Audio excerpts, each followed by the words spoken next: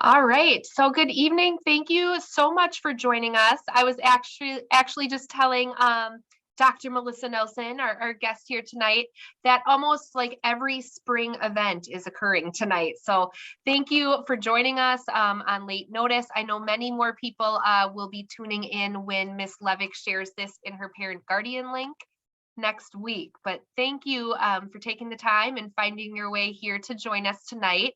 I'm just going to do a quick introduction. My name is Julie Henningsen. I am the associate principal here at the high school.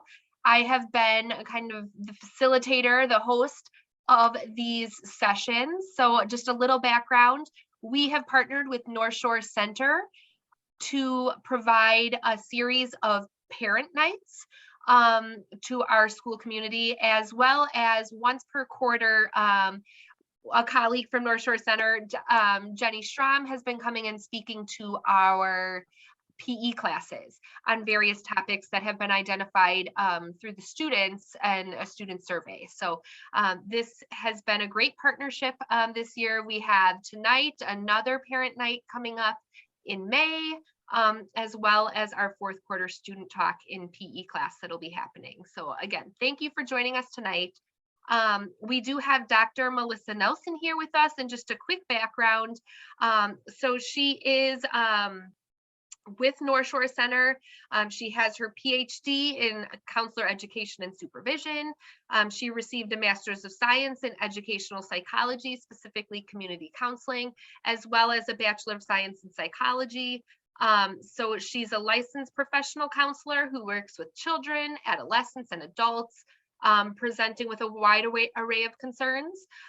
So everything from, regulating emotion, depression, anxiety, mood disorders, suicidality, self-injury behaviors, post-traumatic stress, and daily stress. So that is a little bit of her background. She is intensively trained in dialectical behavior therapy. So you might hear that around as DBT. Also in cognitive behavioral therapy, behavioral activation, and then I also see here through exposure therapies and specifically prolonged exposure, or PE as it's referred to. And I don't want to miss out, Melissa, it says that you love spending time outdoors, camping with your family, with your husband, 2 daughters, and then a giant golden doodle. And I don't know how to say that dog's name. His name is Mowgli. Okay. But yes, so just some information transferred over from North Shore Center, and I will kick it on over to you. Thanks. I appreciate the introduction, and I appreciate all of y'all being here tonight. Given all that was shared, I will just do a really high level of kind of what to expect for tonight. Yes, I do work in private practice. I have worked in behavioral health for a little over 10 years. I love what I do, and I get really nerdy about it. And so that's also my forewarning. Everybody geeks out about something. And for me, it's all things therapy. It's bad. And so I will try to contain that. I also will throw out that I welcome questions and kind of conversations as they pop up. So feel free to throw them in the chat box as we go, and I will try to kind of pay attention to that. And I will make sure that we leave 10 minutes at the end for any questions that you guys might have. So in terms of kind of what to expect tonight and what we're going to be covering. So tonight's topic is in isolation, right? This idea of when our teens just get stuck in a bedroom and they never come out again. So we're going to talk about why does that matter? What's the impact on mental health? We'll also talk a little bit about what's the difference between typical teenage behavior, because let's be real, if all of us thought back to our teenage years, I would guess that we spent a good portion of it just chilling in our room doing absolutely nothing. So what's normal versus when does it become cause for concern? And that's when we're going to look at what's called the trap track cycle, as well as some models of anxiety. So when does the behavior become problematic and how do we know? But most of our time is going to be talking about what are some of the strategies that we can build in to kind of actively cope or to combat some of that desire for isolation. We're going to talk about some barriers. And then we're going to also finally wrap up with what does parenting a teen look like, particularly if you're parenting a teen that is prone to isolate. So with that said, I'll go ahead and jump in. Okay, so why does this matter? First and foremost, isolation has been shown to be a significantly problematic behavior, particularly social isolation, meaning that we're isolating from interpersonal relationships, and loneliness are risk factors for both anxiety and depression. And in the slew of things that can be risk factors, these are pretty high up there and actually kind of underlie the core model of these two disorders. We also want to highlight the fact that worsening mental health symptoms related to COVID has been thought to be tied to prolonged isolation. So I'm sure this is no secret, but we already had a lot of mental health concerns and kind of an epidemic going from a mental health perspective before COVID. And since COVID, rates of mental health diagnoses and how much folks are struggling has just skyrocketed. So estimates are that mental health rates are somewhere between 3 to 5 times what they were prior to COVID. And that somewhere between 1 to 2 out of every 4 adolescents meets the criteria for a mental health diagnosis right now. And that while that may seem incredibly startling, like it also makes sense given the fact that like we've all just kind of lived through everything that is not normal. And so we'll kind of talk too about like where does that fit in terms of recreating new habits now that we hopefully are kind of returning to quote unquote life is normal, whatever that means. Also want to talk about the fact that isolation and avoidance go hand in hand. And I'm going to kind of define those two things differently. So when we talk about isolation, we're talking about just that, right? Being on your own, time by yourself, isolating in a bedroom, things like that. Whereas avoidance is when we intentionally don't engage in something because it's either stressful, hard, gives us anxiety, a whole number of reasons why we can avoid different things that are going on in our life. And so the reason that these two things are important is that isolation is oftentimes one of the product of avoidance, right? And so when we are isolating because we're avoiding the things that are hard or difficult or challenging, that's when isolation becomes so much more problematic, right? Isolation on its own, being a quote unquote introvert or just being really independent and kind of doing your own thing, all of those things are super problematic if you're not avoiding anything in the process. But the second that we start isolating because we're avoiding, that's when we start having more red flags. Because avoidance is the underlying model. So we're going to talk a little bit about that. But before we do that, okay, so what is normal versus what is not normal? When should I worry about the fact that my teen spends a lot of time by themselves? So I want to highlight normal adolescent behavior involves independence, right? There's a point in time where a teen just wants to be independent, autonomous, on their own, where maybe it's no longer cool to spend time with your parents. And so having more desires to just hang out with friends or away from parents or away from family, like to some extent that is normative development. Being an introvert is also normal, right? I would guess that several of us that are on the call are introverts, that we want time by ourselves to recharge, especially after we've been around people. And increased desires for privacy. To have an adolescent that doesn't want to share everything with their parents is a pretty normative thing. And so having some of those increased desires for privacy and trying to set some of those limits, also totally normal. And then finally, I want to highlight changes in sleep routine to some extent are also still normal, right? Like going to bed later, sleeping in more, sleeping 12 hours at a time on the weekends, things like that. All normal adolescent behavior. Does that mean that it's the best behavior? Does that mean that it's healthy behavior? Does that mean that it isn't potentially problematic at times? No, because teens are potentially problematic at times. That's just what being a teen is. But all of that can be fall under that category of quote unquote normal or less cause for concern. When it starts to become more problematic. So when we're like, all right, this isn't just a thing anymore. Now this is something that I really need to be paying attention to, is when your teen starts closing off from everybody, right? So it's not just that they're not talking to parents, they're not really talking to anybody. Or it's not just that, there's some more distance or autonomy wanted from parents, but we're just in a constant state of conflict. Every conversation we have seems to end in a battle. Maybe it's when there are really unhealthy friendships, or like there's a complete isolation, like parents have no idea who their kid's spending time with because there's just no communication, there's not much being said. Or maybe they're not engaging with anybody, right? They're just doesn't seem to be a lot of social relationships going on. They're not spending time with friends outside of school. They're not really talking with anybody outside of school. Or sometimes the overlap is the only friends that they seem to have are in the online world. Also potentially problematic at times, not always, but potentially. When that isolation also gets added with other problematic behaviors, when it's paired with lying or hiding things, or just engaging in high risk behaviors. And then finally, when isolation turns into sleep all the time, all day, right? Where they are up all night, they are routinely late or missing school, they're sleeping all day, and you just can't even seem to get them out of their bed, even if you try. Which does also add, I would throw out there, when a teen is spending so much time in their room, are they spending so much time in their bed or just hanging out by themselves, right? Sleeping in your bed all day is an even bigger problem to me than you're in your room and you're hanging out by yourself, but maybe you're reading a book or you're working on a project or you're talking with friends or playing a video game or something, right? Like there's kind of like a different level of like when you're isolating, what are you doing?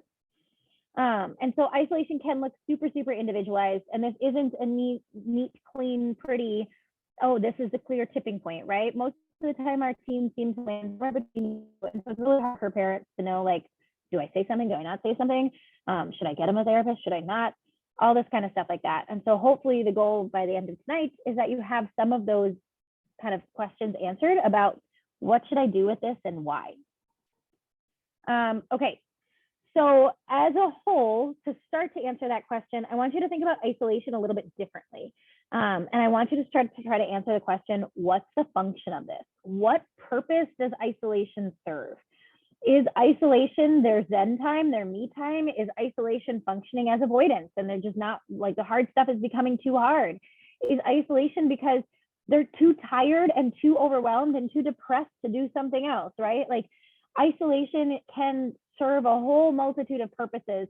And so trying to answer that question can be one of the most helpful things. All right, so maybe you've asked that question and you're thinking, well, what happens if their isolation is serving avoidance, right? Like what if they're avoiding all their hard things and they really are doing all of that? So we're going to talk about that as it relates to these models of depression and anxiety. Okay, so this looks super confusing. I'm going to walk you through it.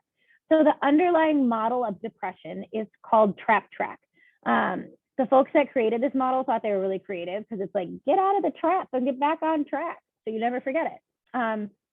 I find it cheesy, but it's fine. But that said, the trap part of it is kind of like how the cycle of depression works, right? So the T is trigger. Something happens. This can be a good thing. It can be a bad thing. It can be a little thing. It can be a big thing. Sometimes we don't even know what the thing is, but ultimately it results in an emotional response, the R, right? So we feel big feelings. Sometimes this is sadness, but sometimes this is anger or irritability or anxiety or all kinds of things. But either way, we're feeling something crummy that we don't want to feel because of the situation. And so we avoid. And so we start to create this avoidance pattern. And this then kind of creates the cycle, right? Now, because we're avoiding, things only get harder, right? So maybe I failed this test and I feel a lot of shame and guilt about it. And so I'm not going to tell my parents. And so I'm avoiding them altogether. But now I'm avoiding them altogether. And now I have to go back to that class and I'm still struggling. But because my parents didn't know I failed, I can't ask for help. And now I've just kind of got myself stuck, right? This can be anything from schoolwork to relationships to family dynamics to things that don't even seem to be things, right? We just get stuck in these cycles of like, man, that now it's worse, right? And now it's bigger. And now to try to dig my way out of it doesn't even feel possible. And so knowing that usually these trap cycles go on for a really long time, the way of blocking it or stopping it or changing it isn't quite as simple as we'd hope, right? Because it's not like we can just go and undo the avoidance that we've done. And so the goal in this is to block future avoidance, right? To start to recognize, okay, when am I avoiding little things, big things, all of that, and how do I block it to some extent? And I say that recognizing that as we block avoidance, so maybe we're no longer avoiding doing homework. You might have to start small, right? Like maybe you can't jump into 100% of it all at once because it's just too big of a pile. And so blocking avoidance might mean baby steps. But the other thing that we do is we build in intentional active coping. And this is the track. So the triggers still happen. We still feel things, But as a result of the feeling things, we engage in active coping. And active coping includes making sure that we're continuing our routine things, right? Like usually when we get depressed or when we're struggling or when we're off, our routine stuff falls off. The way in which we take care of ourselves, whether that be, are we brushing our teeth twice a day? Are we eating three meals a day? Are we getting dressed on a regular basis? Is our hygiene great? Or has it been a couple too many days since we've last showered? Have we fallen off on our chores, right? Like, and adults, we get in this category too, right? Like, when's the last time you clean your house when you're struggling, or laundry gets behind, or dishes are behind, right? Like we can fall behind in any number of routine things. I had one adult client who fell behind on mail. They'd stopped answering any mail for like months. And so it was really hard to get back into the routine of that. For other teens, this is like, a lot of the times this is kind of hygiene and self-care related tasks for teens in general. But it can also be like routinely doing homework versus like letting it all pile up and getting fall behind. All of that stuff falls under that routine category. And so when we look at counteracting some of this avoidance and isolation, we look at building in healthy routines. Again, baby steps, right? Like I'm not going to expect somebody that's been struggling for months to just magically be able to do everything that they need to in their life. So baby steps matter. The other thing that we work on adding in is enjoyable activities. A lot of the times we just stop doing the enjoyable things when stuff gets hard or when we're too busy or when it's overwhelming. We think like, oh man, I don't have the time or energy for that. Adding something that's enjoyable every day doesn't have to be a big time commitment. This can be like, I actually genuinely enjoy walking my dog for 5 minutes when I get home. Or maybe this is watching your favorite comedian, or this is reading a book because you genuinely enjoy reading a book, or talking with a friend, or making your favorite latte in the morning. I don't know. It doesn't really matter what it is. It doesn't have to be a big thing, but just intentionally adding some of these like mini mood boosts can oftentimes help us to block that urge to avoid. It gives us something to look forward to. It gives us a point in our day that like there's a little bit of levity to it. And so enjoyable stuff really matters. And then lastly is values. And values is kind of the much harder, less obvious category. Values-based activities are really important when we're struggling with kind of isolation, depression in general, because of the fact that the values-based stuff has the long-term effects, right? Like enjoyable activities are great and all, but just stop the enjoyment when you stop the activity, right? Like my latte is great. My first 3 sips are wonderful, but now I'm drinking it when I'm doing 17 other things that are not enjoyable. And so having that balance of both the short-term enjoyment as well as the long-term enjoyment of the values-based stuff matters. And values-based can be anything from maybe family is really important to you. Maybe it's belonging. Maybe it's spirituality. Maybe it's achievement, learning something new, continually getting better at something. Maybe it's concern for others. Maybe it's the environment. It can be anything and everything. Maybe it's animals. Whatever it might be, it's just finding a way to at least once a month engage in something that is values-based for you. Okay. So that said, I'm going to switch a little bit. So again, in the model of depression, we're talking about like trigger, response, avoidance pattern. And so avoidance is the thing that gets us into trouble.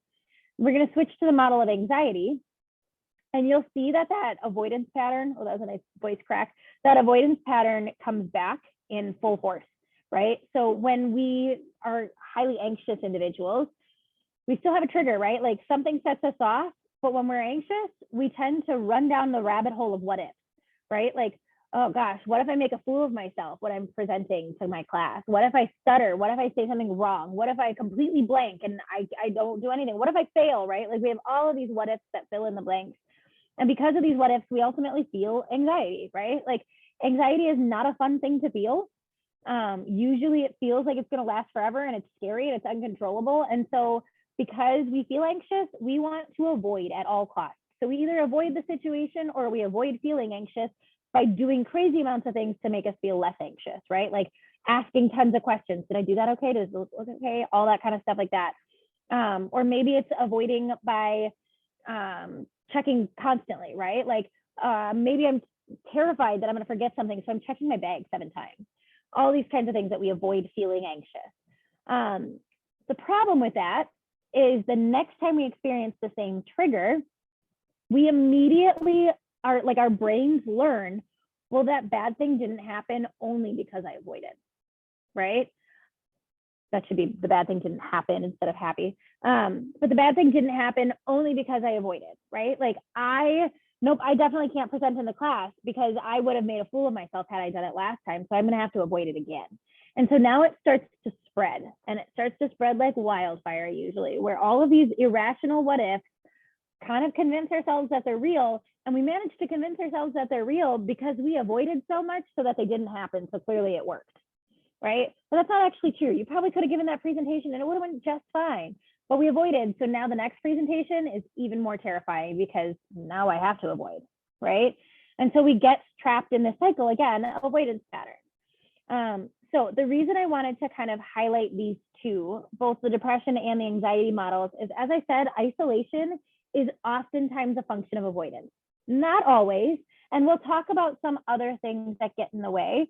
But oftentimes we end up with kind of like that consistently, like I'm isolating and I'm staying by myself because something else is hard. And that doesn't mean that it might not be family dynamics, for instance, right? Like I'm isolating because there's just a lot of conflict in our family system, or I'm isolating because social stuff is getting really, really hard, or I'm isolating because I'm feeling so down about school and it's so overwhelming and I don't really know what to do with that. But a lot of the times isolation is an avoidance pattern. And so it's helpful to kind of understand, why is that so problematic? What does that filter into with other mental health concerns, and why should I care about that? So that said, how do we block it? So when we talk about blocking some of that avoidance, I'm going to go back to that model, that trap track model, and talk about them in the context of routine, enjoyables, and values-based, okay? So I've kind of highlighted a bunch of these things like that, but when there is a lot of isolation, how do we start to build some markers of success, right? Making it clear and specific, attainable goals, right? Like showering regularly, eating healthy, or at least eating a regular basis, getting dressed at a certain time, getting out of bed by a certain time. For a lot of my teens, I set the rule that if they struggle with isolation, that their bed has to be made before they can lay back in it. Right? Because like if you're a teenager and you're hanging out on the weekends, the probability that you're going to end back in your bedroom at some point in time and just chilling and hanging out is pretty high. But I set the rule that if you're in your bed to chill, your bed has to be made. If you're in your bed to sleep, then it cannot be made. So little things like that about like, how do I start to set a different cue or a message? Focusing on sleep schedule. Are we getting a sufficient amount of sleep? Because a lot of the times we isolate because we're so tired. Like having a regular sleep schedule makes a big difference. And then the other one that I would add is getting outside.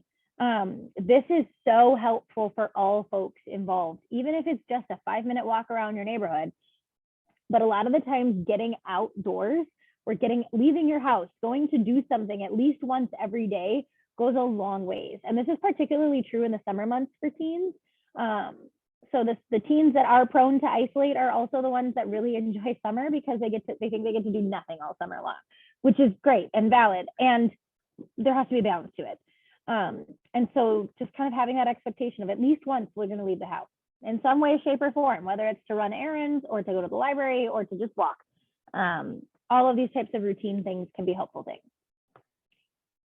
Another kind of thing, the enjoyables. So as I shared, enjoyables make a big difference, right? Being able to do something that is fun and has just a mood boost to it makes a big difference, right? But again, it doesn't have to be this really intensive thing. Keep it simple, keep it realistic, something that can actually get done on a regular basis, and be mindful about it, right? I usually say that Netflix or any kind of TV watching cannot be your enjoyable for the day, because how frequently do you mindfully watch a show paying attention to your emotion as you're doing it? That is your brain checked out, mindless busyness, right? Like that's not going to give you that mood boost that you're looking for. Now, there might be some specific things that you watch very intentionally for that mood boost, right? So like I have some favorite comedians that I love that I will like watch them much more mindfully or intentionally than when I just like veg out and watch something. And so having it be mindful activity also matters. And then the other thing that I want to throw out there is paying attention to extracurriculars. So we all live in communities where it's common for kids to be heavily involved in a lot of things. And so having kind of like a balance to, is this still enjoyable? Where does this fit in? How do I ensure that I'm still having a good balance in all things matters, because sometimes teens isolate because their life genuinely is just too much. It's too busy, it's too many things, it's too many commitments. And so the second those commitments are over, they're isolating because they have nothing left to give. And so having a balance to kind of academic pressure and expectations, extracurricular commitments, all of that can go a long way with isolation too. And I would just note, like, typically our teens in this area fall on the opposite sides of the spectrum. We either have teens that have like no commitments and no extracurriculars, and so finding something to be involved in might be helpful, or teens that I see that are just involved in too much and it's just not humanly possible. I would throw out there too for you, if you have a teen that's in that category of like is just not involved in anything and really would benefit from something, think really creatively about what that is. Thankfully, schools like Whitefish Bay have so many options that there is almost guaranteed to be an extracurricular for your child. Whether it's a club for gaming or anime or theater and sound or a sport or whatever it might be, mock trials or whatever, like think creatively. There's probably something out there that fits the enjoyable category for your teen. And then lastly, this values-based thing. So I might have mentioned this and you guys were like, I don't even know what I value. How am I supposed to know what my teen values? Just slow down and start to take the time to answer that question.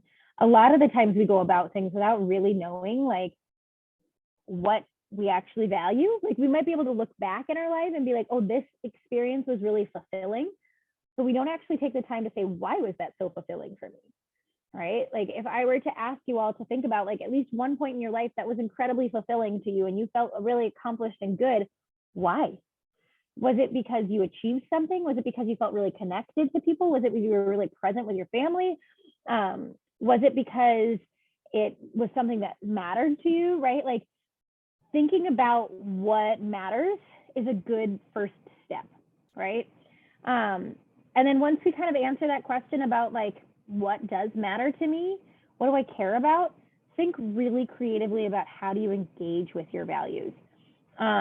This can be anything from like, I have one teen that really values the environment and animals, and like just that whole thing is really, really important for her. And so she actually volunteers at a farm once a month, because for her to like be part of this organic farm and be around the animals is so huge for her. And so she just absolutely loves it.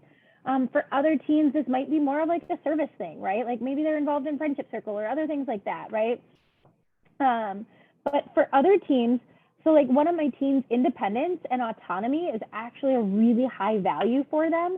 And so their challenge is to make one decision once a month by themselves, or to schedule an Independence Day. And for her, what that looks like is going on a hike by herself, just taking time by herself to be independent and choosing something that she likes to do and spending a day where she's doing all of her favorite things. She goes to a coffee shop, she goes and hikes through her favorite trails, and then she usually finishes up with like a yoga class or something that she likes that's just her thing. And all of that helps to kind of her to feel independent. Like, I planned this day, I did things that I loved, I didn't have to do it in other groups of people, and nobody had a say in what I was going to do. I picked it. And so finding ways to kind of creatively think about like, all right, well, if this is the thing that I value, what actually makes me feel good about it? If it's creating, to pick one new medium to try each month, something along those lines, right? So thinking really creatively about those values-based things. All right, so values-based things in mind, what the heck gets in the way? So some of you are like, oh, this sounds great and good and all, thanks. Like, but that's not actually practical. And so we're going to talk about some of the common barriers, but then we're also going to talk about parenting strategies. We're like, okay, so knowing all of this, now what? Because if I go home and tell my kid that we're going to now implement a new sleep schedule, it's going to hit the wall. I expect that. So let's talk about some of these common barriers. What are the parenting strategies? Okay, so one big barrier that I'm guessing that almost all of you guys can relate to is screen time.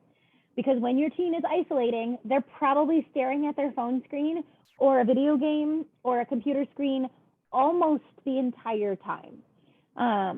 This is a huge problem. And there's actually a ton of literature out there now that's starting to show that like there's technology addictions and problems associated with increased screen time, and that increased screen time increases risk for mental health concerns and all these things like that.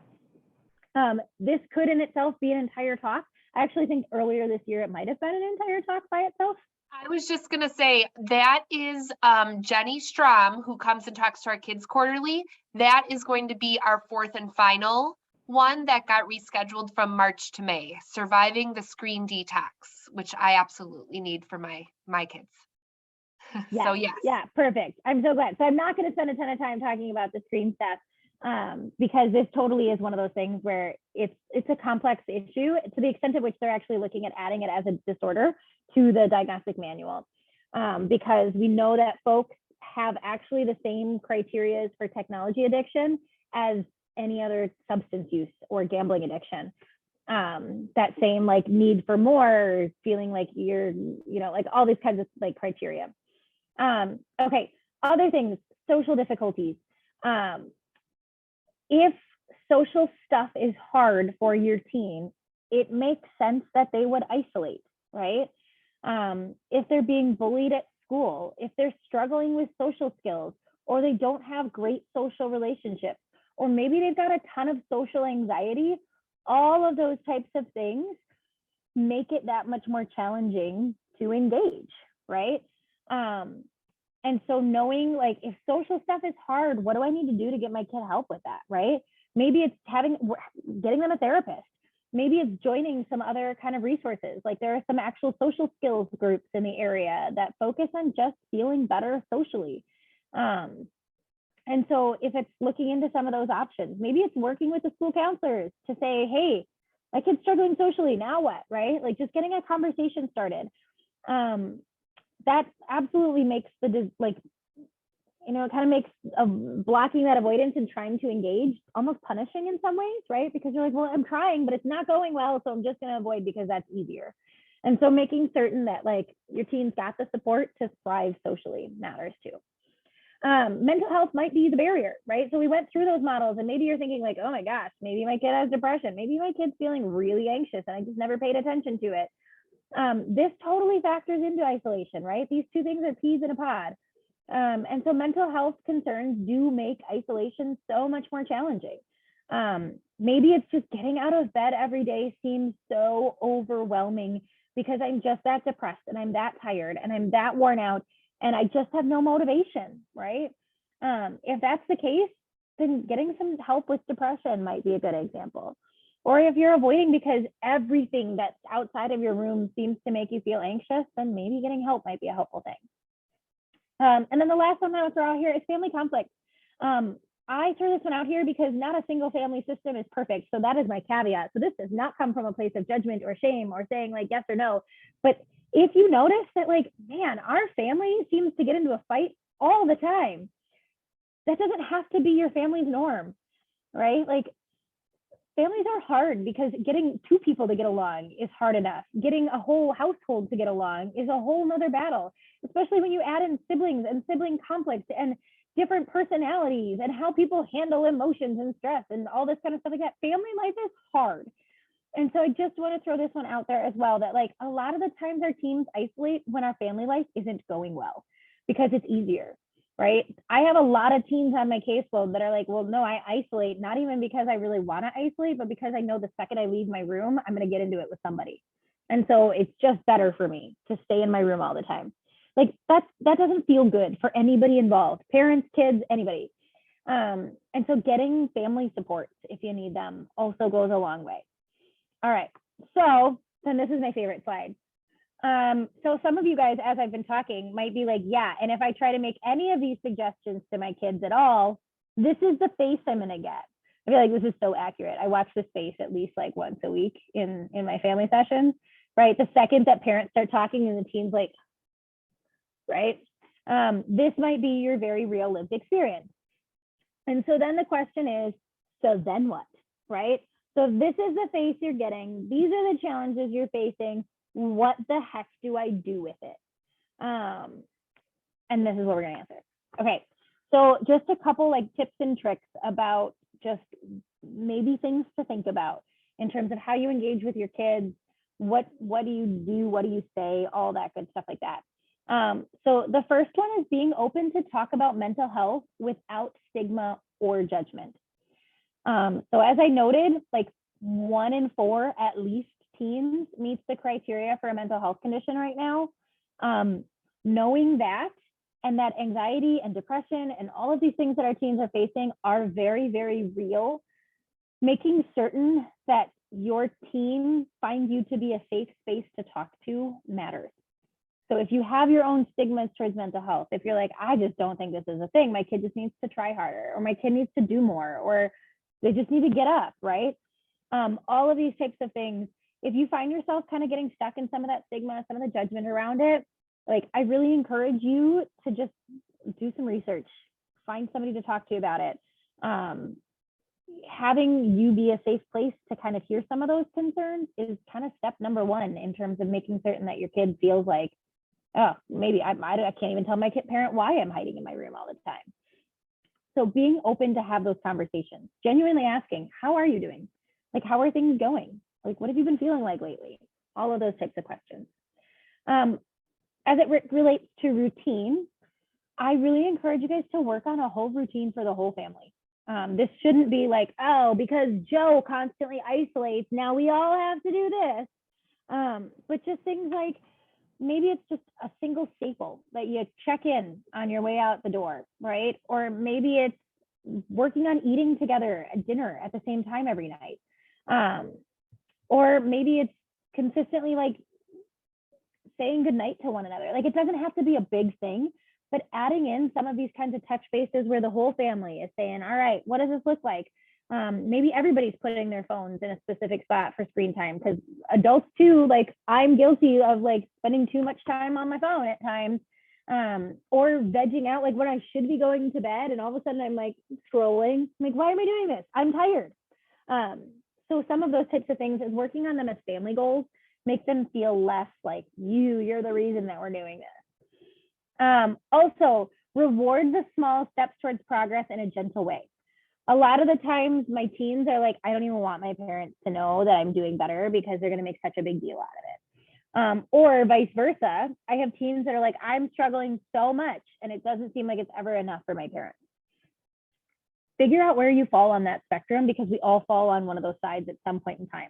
Like, we are not perfect. We either are like too excitable and in your face at times when our kids just need us to be calm and quiet, or we're the opposite and we just are holding the bar just a little bit too high, right? And so rewarding small steps in a way that is consistent, right? Like, maybe they didn't clean their room like you asked, but they did actually clear out all the dirty dishes. Did you thank them for it? I know that's part of their expectation maybe in your household, but still just acknowledging like, hey, thanks for bringing your dishes down. And then just leaving it, right?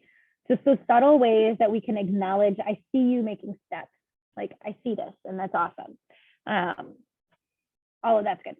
Other things, meet them where they're at, right? Like, learn a video game that you have no interest in.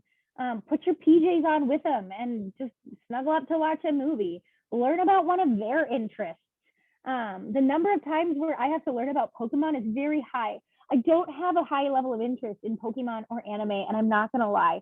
However, when I have a client that's really into it, I'm all for it. Like, tell me about, oh, this character, it's great. What did they do in that battle? Awesome. Like, right? Like, Minecraft, I don't know, I've never played it, but I'll ask questions with the best of them. So meeting them where they're at to kind of just genuinely say like, okay, I have my expectations, but like, here's where you are. Like, how can I meet you there, right? Help me to engage with you in a way that you feel okay about. Most of the times I challenge my parents and teens when I'm working with them together to ask their teen. So I usually tell the teen doesn't get a choice. We are going to do one family activity a month, but the teen gets to pick it.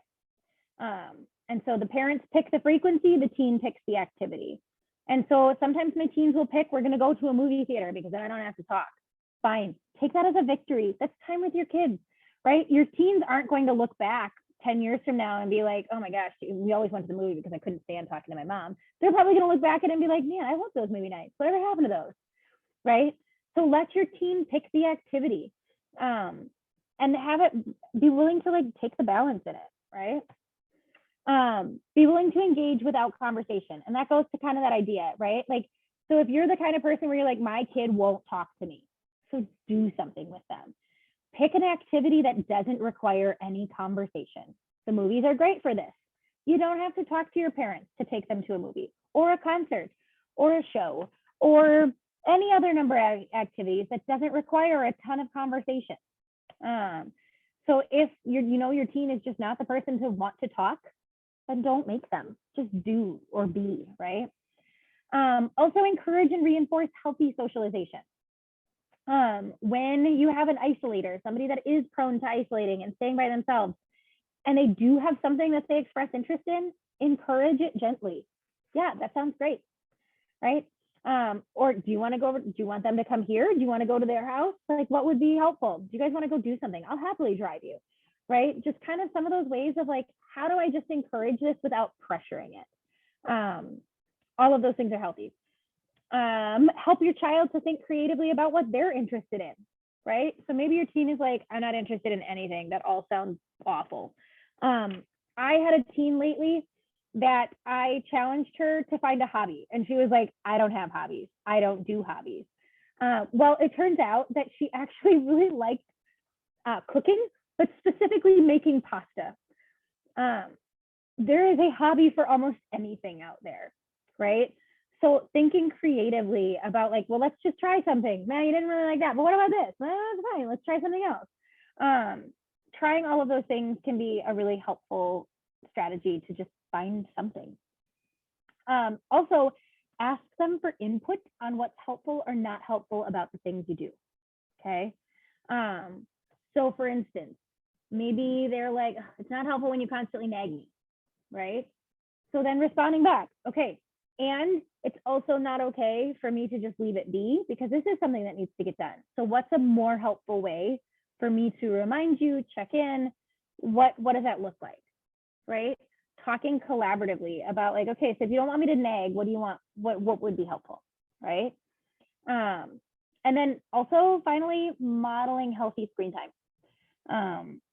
The number of teens that I have that isolate because their parents also isolate is very, very high. I have so many teens that spend all day and every day in their bedroom. Well, okay, what's your family doing? Well, my mom's sitting on her phone or her computer all the time, or she's constantly working, or they're constantly in their room, or they're doing their own thing. Modeling, engaging in life really, really matters, right?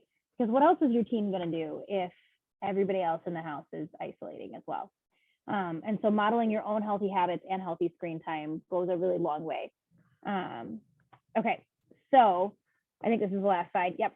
So last slide, when do you get help? Okay, so I've thrown out all of these like really tough kind of things, and maybe you're like, man, maybe this is my teen. Maybe they're past that point of normal teenage isolation and it's a problem. Or I don't think any of those strategies is going to be helpful because we've just gone too far down the road. So when do you get help from a therapist? When your teen's isolation is getting in the way of their functioning. And this can be social, right? Like they're socially isolating. This can be academic functioning. They're not getting anything done because they're just isolating in their room all day. When their mental health is struggling, when their family relationships are struggling, all of those kinds of things like that. If something is getting in the way of their functioning, or if isolation is getting in the way of their functioning, it's worth getting help. Another indicator, when it's not just isolation, when now there's other things going on, like high-risk behaviors or difficulty regulating mood. High-risk behaviors can be anything from substance use to self-harm to suicidality to sexualized behaviors to really unhealthy friendships, just doing stupid things, all kinds of things like that. Or really, really intense difficulty regulating mood. Maybe they're exploding, maybe they're crying all the time. Either way, you just know that their emotions are big.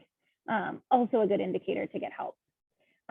When your teen's isolation is causing conflict and stress in the family, when you feel like you guys are constantly at each other's throats and you don't know how to fix it anymore, it's worth getting help. But then it's worth asking the question, does my teen need help or does this family need help? Do we need to see a family therapist or an individual therapist? Or maybe both, I don't know. Other questions, when you're not sure if it's normal, right? If you're just like, something just seems off, and you're worried about your teen, those are also good indicators that maybe it's worth getting help, because it can look like 100 different things and it gets hard and tough. Okay, so all that said, what questions, thoughts, concerns?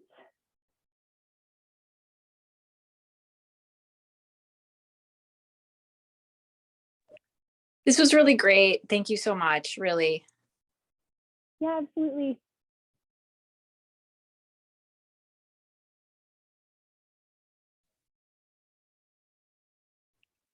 Right. I'll follow that by a question. Like, what is like the biggest mistake do you see parents making in a anxious high schooler? Okay, so in anxious high schoolers in particular, there's two. One is getting into a power struggle, right? Just this constant like at each other's throats of like, you need to do this, I can't do this, you need to do this. So the power struggle is one of them. And then the other is, believe it or not, accommodation. And what I mean by that is that you're constantly giving into the anxiety, right? Like, oh, that is too hard for you, so let's just not do it, right? That might seem counterintuitive, especially given everything that I've talked about so far. But how anxiety works is, if we accommodate it, meaning we give into it, it actually builds the anxiety. I kind of call them worry feeders, right? We're like, well, yeah, my worry must be valid because even my mom doesn't think I can do it, right? Or my worry must be valid because it's worth avoiding, so I'm going to avoid. And so a lot of the times in teens that are anxious, we end up kind of feeding the anxiety by making things less challenging or less difficult. Or, no, it's okay, sweetie, you don't have to do that, that's too hard. Or I'll go with you when you do that. And so there has to be a good balance of encouraging independence, right? Like, nope, you've got this. While also making sure that like the expectation is the right size. They actually do got this, right? Because we don't want to put our teen into a situation that is genuinely too hard and then they fail and then they're like, see, I was right all along, right?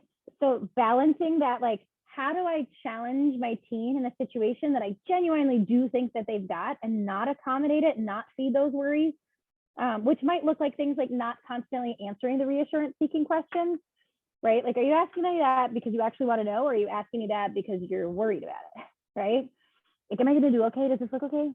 All of those types of things. And so accommodating it, kind of feeding that worry is, I think, one of the biggest challenges, because it actually makes isolation worse, it makes avoidance worse, it makes the anxiety bigger. And so feeding into that is a big, big challenge. Is that helpful, not helpful? Very helpful. Thank you. Yeah. Any other kinds of questions? Yeah, quick question, Melissa. Also, very nice presentation and good energy on the topic. You were right. Get nerdy. How would you draw the line back to your finishing point on accommodation between appropriately acknowledging the anxiety that the child has and wanting to be responsive and receptive to it, but also realizing that if you accommodate too much of it, you're simply giving it more air than it deserves, and it becomes its own thing, and it actually becomes an area of identification as getting attention from your parent, and trying to find that sweet spot of living your own life and modeling positive behavior versus giving in to just acknowledging and having a conversation about anxiety all the time. Yeah, well, and anxiety is particularly difficult because you kind of feel like a jerk when you don't accommodate it, right? Like, your kid's feeling anxious and they're coming to you and they're like, I just want to talk about it and it's great. And you're like, no, we're not going to have this conversation anymore. And you're like, well, you're the biggest jerk in the world, right? So two things that I find to be really concrete, tangible strategies. The use of validation, right? It makes sense that you might be feeling that way. It makes sense that that would feel overwhelming. It makes sense that it would feel scary. And then following it up with an and instead of a but. Okay, that might sound like a really like silly thing to change, but like most of the time we're like, man, I make sense that it'd be so hard, but you really needed to do this. you don't hear anything after that, right? Like it just feels incongruent. You're like, whatever, right? Or it makes sense that you'd be feeling that way, but can you just try? It just feels like very incongruent. So I like when anytime somebody expresses their concern with anxiety, a really simple validation, man, it must feel overwhelming to feel like that. Or it makes sense that you'd be feeling that way. Following it up with an and a very concrete supportive statement, right? So like it makes sense that you want to talk about anxiety, and I'm not sure that it's helping us. I think we're getting stuck. So what's something else that we can try instead? Or, you know, I know you're feeling really anxious about going to this thing, or maybe about going to school today, and not going is going to make it worse. So what do you need? What do you need from me to be successful in it? Right? So kind of flipping that from anxiety to problem solving, while also validating it. There is no magic answer. It is a really hard balance to walk as a parent. And I can say that as a parent of an anxious kid too, right? And sometimes I will model that level of candidness, right? Like I want to sit here and like feel anxious with you, right? Like I find myself wanting to just like hug you and love you and bubble wrap you and protect you from the world because you're not feeling good right now. And I'm really worried that I'm only going to make it worse, and that would just make me feel worse. So what do you need from me to help get through this, to problem solve this, to continue doing the hard thing? Like, what can I do to make it easier? Because not doing it isn't going to be an option. And so I think modeling that level of candor can sometimes be really helpful too. Helpful, not helpful? Thanks, Melissa. Yes, helpful. The and statement, even adults would benefit from that. Yes, absolutely true. And again, just thank you, Melissa. This was really great. And thank you to you and your colleagues for, you know, partnering with us. This is all just like on your own time, like free of charge. You guys just trying to get upstream in regards to, you know, the community health situation going on around mental health. So again, just a million thank yous for your continued partnership with us.